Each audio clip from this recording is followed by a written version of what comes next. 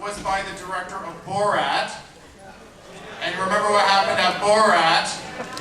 So, you know, something was going to happen. Anyways, we've had 2 films so far for Midnight Madness. We have had JCVD, Jean-Claude Van Damme. Last night, we blew the levels of the sound out of this house with Detroit Mental City. Now we switch gears into dark, creepy horror coming of age. However, we have a bunch of stuff coming up for the next couple of days. Tomorrow night we have the history of Ozploitation, Australian exploitation film from not quite Hollywood. Mad Max, Razorback, and Mayhem from Down Under. Then the next day we have a international premiere of an Australian film, Acolytes, and I believe we have the director of the Acolytes in the house, John Hewitt. Stand up. John Hewitt, director of Acolytes, come and see his film on Monday. And Tuesday night, it's always nice to have a director return to Midnight Madness. 2 years ago, we had a very creepy, disturbing documentary called Sandman by J.T. Petty, and we have him back for his Western with monsters. J.T. Petty, stand up. Where are you? See the Burrowers on Tuesday night, but tonight, all right, the way that I see films as a programmer, I see them in very rough states. And in April, I went to Los Angeles. I heard about this film in February. And this is a film, when it's described to you, you kind of go, ugh. And it's one of those films that it could go one way, or it could go another. And so it's kind of like a blind date when you meet the directors before you see their film.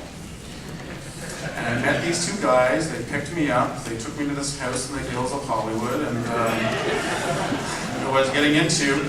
And right away I was like, so yeah, Midnight Madness, you know what it's about? Turns out they've come to Midnight Madness and have sat in the audience with you guys. So I was like, okay, so you know what we're looking for, we know what you're about. We went to this house and I watched a rough edit. The editor was sleeping on a couch behind me.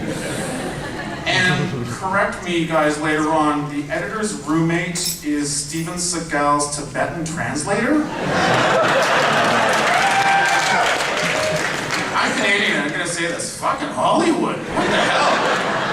Anyways, it's my great pleasure to introduce to you 2 young, talented directors, Guy Harrell and Marcel Sarmiento.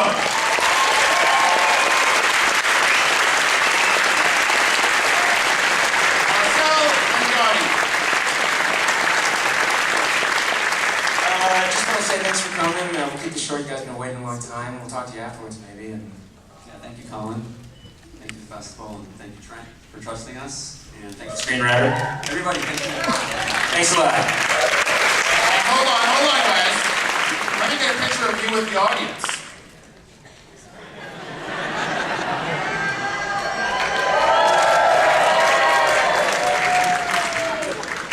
Beautiful. It'll be on Facebook tomorrow.